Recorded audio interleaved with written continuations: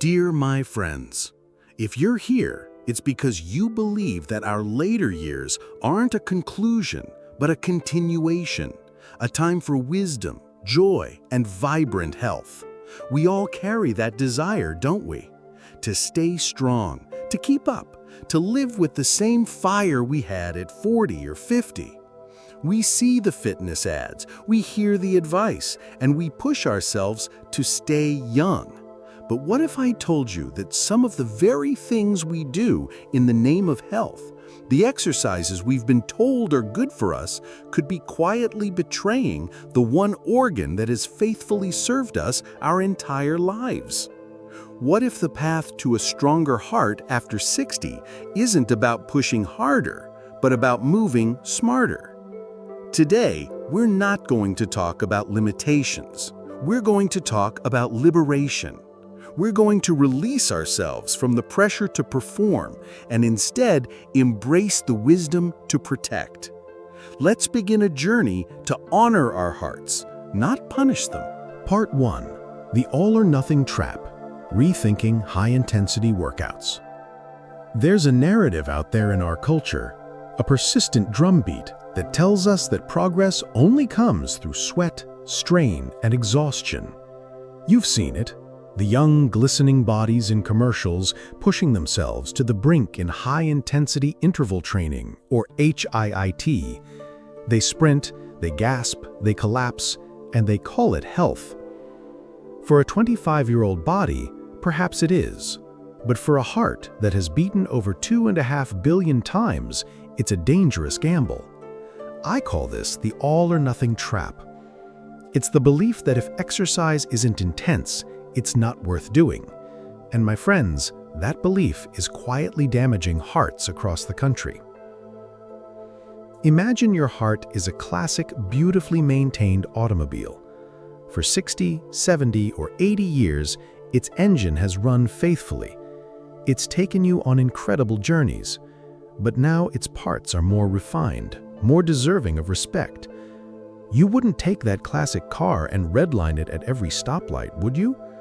You wouldn't slam the accelerator to the floor just to prove it can still roar. You'd drive it with care, with an appreciation for its history, knowing that its true value lies in its longevity, not its speed. High-intensity workouts are the physiological equivalent of redlining that classic engine. When you force your body into short, explosive bursts of all-out effort, you're demanding your heart to go from 0 to 60 in seconds. This sends a shockwave through your cardiovascular system. Blood pressure can skyrocket to dangerous levels as your vessels constrict and your heart pounds to meet the sudden, overwhelming demand for oxygen. For an aging heart, where arteries may have naturally stiffened over time, or where silent plaque may have begun to build, this shock isn't building strength, it's inviting disaster. It can trigger arrhythmias, create micro-tears in arterial walls, and place an unsustainable strain on the heart muscle itself. I remember a gentleman named Frank, a vibrant 72-year-old who joined a senior boot camp at his local gym. He was determined to keep up with men 20 years his junior. He pushed through the sprints and the burpees, ignoring the lightheadedness and the strange flutter in his chest. He mistook these warning signs for signs of progress. One afternoon, he didn't just feel a flutter, he felt a profound sense of dread, followed by a crushing pain. Frank survived his heart attack, but his journey back was long. His doctor told him what I'm telling you now. His heart didn't fail because he was inactive, it was strained because his activity was inappropriate. The liberation from this trap is realizing the true strength for us isn't found in intensity, but in consistency. The quiet heroes of heart health are not sprints, but strolls. Think about the profound power of a daily 30-minute walk. It's a gentle, rhythmic activity that improves circulation, lowers blood pressure, and strengthens the heart muscle without ever shocking it. It's a conversation with your body, not a shouting match. Or consider the ancient art of Tai Chi, often called meditation in motion. Its slow, deliberate movements build balance, flexibility, and a deep connection between mind and body, all while keeping the heart in a safe, steady rhythm. Let's release the myth that more sweat equals more health. Our journey is no longer a race, it is a graceful dance. The goal is not to finish first, but to enjoy every step, to feel the music, and to end the dance with a heart that is not exhausted, but enriched. Let's choose the wisdom of the tortoise over the arrogance of the hare. Let's choose the gentle path. Part 2. The Pressure Cooker Effect. A new look at strength training. We all know that maintaining muscle mass as we age is crucial. It's the scaffolding that supports our independence, our mobility, our ability to lift groceries, play with grandchildren, and get up from a comfortable chair with ease. So we're told to do strength training. And for many, that conjures images of grunting in a weight room, hoisting heavy dumbbells, or the classic abdominal crunch, straining to carve out a core of steel. But this is where a dangerous misunderstanding can occur, what I call the pressure cooker effect. Imagine what happens inside a pressure cooker. You seal the lid and apply heat, and the pressure inside builds and builds. An improperly performed crunch, sit-up, or a heavy lift does the exact same thing to your torso. When you strain, you instinctively hold your breath, a phenomenon called the Valsalva maneuver. This action seals your torso. The intense muscular contraction then dramatically increases the pressure inside your abdomen and chest. This internal pressure surge doesn't just stay in your muscles. It presses on your major blood vessels, including the aorta and the vena cava. For a moment, it can impede blood flow back to the heart. When you finally release the breath, the blood comes rushing back, causing a sudden, powerful spike in your blood pressure. For a flexible, youthful circulatory system, this is a momentary stress. But for a system that has become less elastic with age, this jolt is like a tidal wave hitting a seawall. It can be the trigger for a dizzy spell, a faint, or even a more serious cardiac event. I'll never forget a woman named Carol, 68, who was fiercely dedicated to her fitness. She was doing sit-ups in a class when she suddenly felt faint and disoriented. She brushed it off, but later that day, she experienced an episode of atrial fibrillation that sent her to the emergency room. Her doctor explained that the repeated, sharp increases in her internal pressure from the crunches had likely irritated her heart's electrical system. Carol was trying to strengthen her core, but she was unknowingly putting her heart in the crosshairs. The beautiful truth is, you don't need to create a pressure cooker inside your body to build a strong, functional, and stable core. We can abandon the crunch and the heavy deadlift for smarter, kinder alternatives. The key is to exhale on exertion. This simple change in breathing prevents the pressure buildup. Let's reimagine strength. Instead of sit-ups, picture yourself doing a bird dog pose from a hands and knees position, slowly extending an opposite arm and leg. This builds profound core stability without a single bit of strain. Instead of heavy weights, explore the world of resistance bands. They provide variable resistance that engage the muscle through its entire range of motion without the dangerous initial jolt of a heavy weight.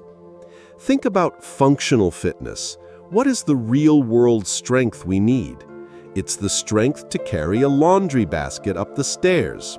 You can train for this with farmer's walks, carrying light weights, or even water jugs for a short distance.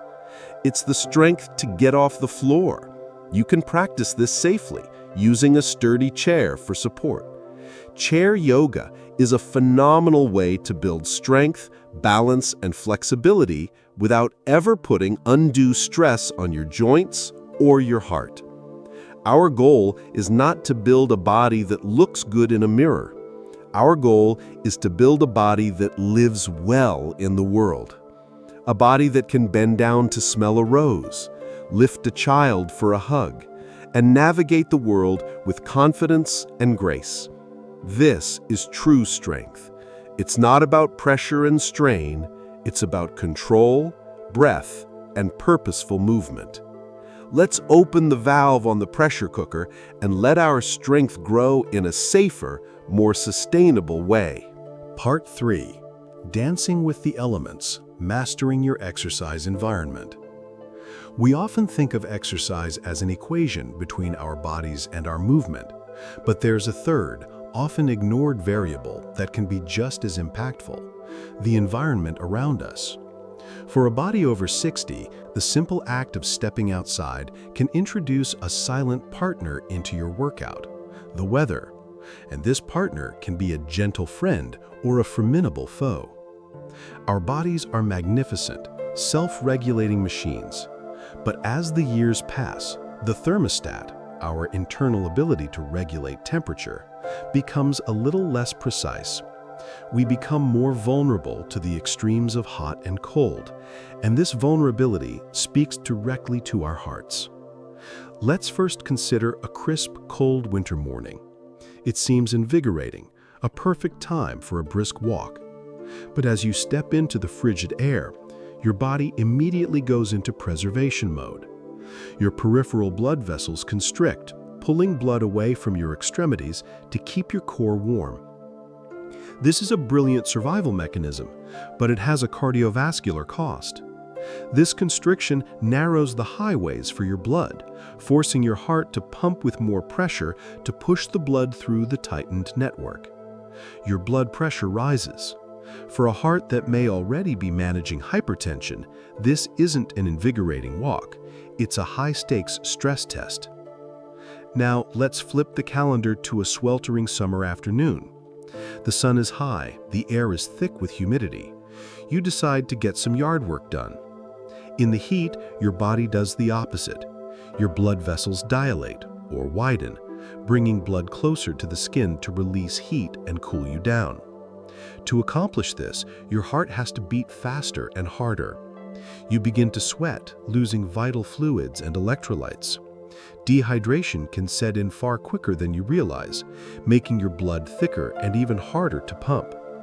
In this scenario, your heart isn't just supporting your physical exertion, it's fighting a desperate battle against overheating.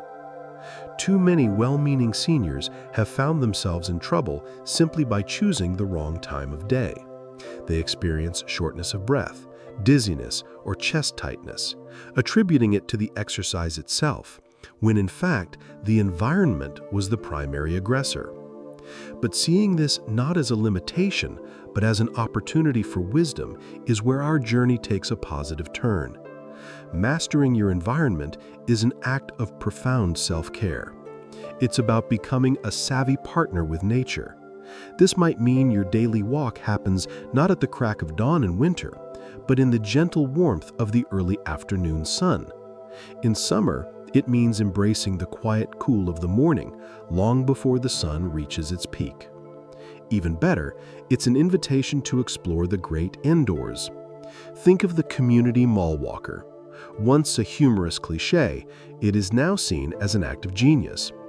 In a climate-controlled, perfectly flat and safe environment, they can walk for miles, socialize with friends, and protect their hearts from the elements.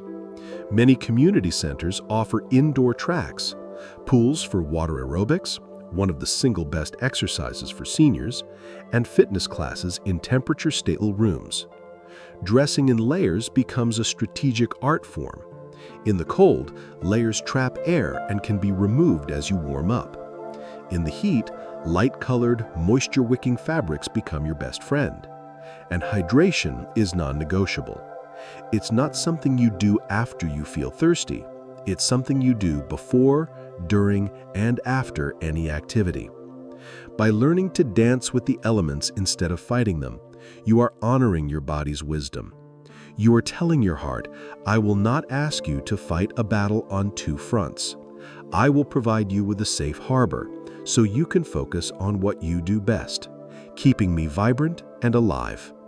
This isn't about hiding from the world. It's about engaging with it on your own wise terms. Part 4. The Grace of Slow Motion. Why Stability Outshines Speed. Our society is obsessed with speed. Faster cars, faster internet, faster results.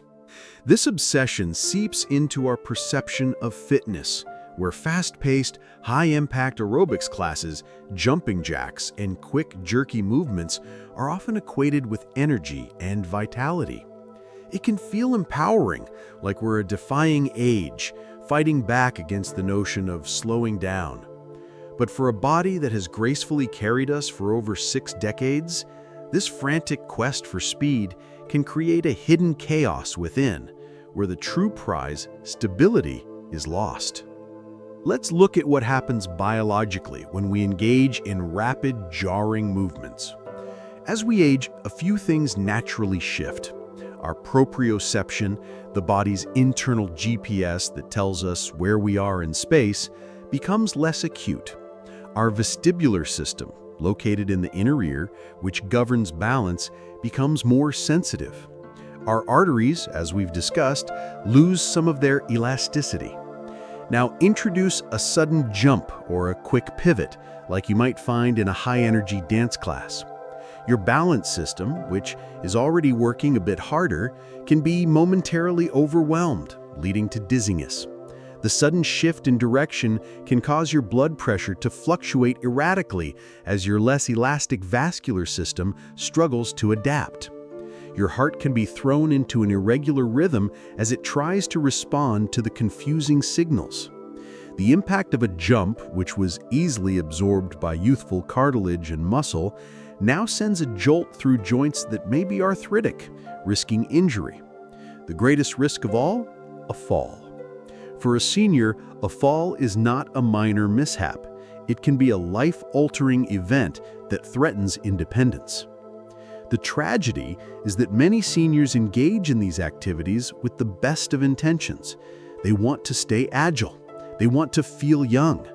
But true, sustainable agility at this stage of life is not born from speed. It is born from control. It's the grace of slow motion. This is a call to fall in love with a different kind of movement that is deliberate, fluid, and profoundly powerful. I'm talking about practices like Qigong, a gentle cousin to Tai Chi, which involves slow, flowing movements coordinated with deep breathing. It's been shown to improve balance, reduce stress, and lower blood pressure. It doesn't look impressive to the untrained eye, but its effects on the nervous system and cardiovascular health are deep and lasting. Consider water aerobics. The buoyancy of the water supports your body, removing the risk of impact and falls entirely. Yet the resistance of the water provides a fantastic full-body workout that builds strength and cardiovascular endurance in a completely safe, soothing environment. It's perhaps the most perfect form of exercise for the aging body. Even simple stretching, when done with mindfulness and care, becomes a powerful tool. Not the bouncing, ballistic stretching of old-school gym class, but slow, static holds that lengthen muscles, improve circulation, and calm the entire nervous system. Choosing these paths is not a surrender. It is an elevation. It's choosing the elegance of a ballet dancer over the frenzy of a sprinter. It's understanding that power doesn't always roar. Sometimes it flows. By embracing slow, controlled movement, you are not just protecting your joints and your heart, you are cultivating a state of calm, focused awareness. You are reducing the stress hormones that age us and increasing the mind-body connection that heals us. Let's trade the chaos of speed for the grace of stability.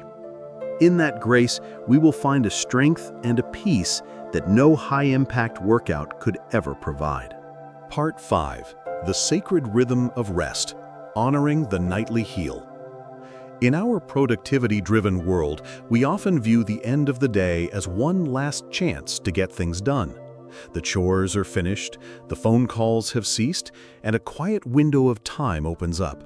For many, it seems like the perfect, logical time to squeeze in a workout. A brisk walk after dinner, a session on the stationary bike before the late-night news. It feels disciplined, responsible. But this well-intentioned habit can disrupt one of the most powerful and sacred healing processes your body possesses, the rhythm of restorative sleep. As a heart specialist, if I could give one gift to my patients, it would be a night of deep, uninterrupted sleep. Because sleep is not a passive state of shutdown, it is an active, intricate, and absolutely vital period of repair and recovery, especially for your cardiovascular system. As we age, our sleep architecture naturally becomes more fragile. Our circadian rhythms, the internal 24-hour clock that governs our sleep-wake cycle, become more sensitive to disruption. When you engage in moderate to vigorous exercise too close to bedtime, say within 3 hours, you are sending your body a profoundly mixed signal. Physical exertion elevates your core body temperature, increases your heart rate, and stimulates the release of hormones like adrenaline and cortisol. In essence, you are telling your body, "Wake up, be alert, it's time for action," right at the moment it should be preparing to power down. Your body needs a gradual decline in core temperature and heart rate to signal the transition into deep sleep. Late-night exercise fights this transition. You might eventually fall asleep, but the quality of that sleep is often compromised. You spend less time in the deep non-REM stages of sleep, where the most critical physical repairs happen. And what happens during this sacred time? This is when your heart rate and blood pressure naturally dip, giving your heart a much-needed break from its 24/7 job. It's when inflammation, a key driver of heart disease, is actively reduced throughout your body. It's when your body balances the hormones that regulate stress and appetite. If you consistently rob your heart of this healing period, you are creating a low-grade state of chronic stress.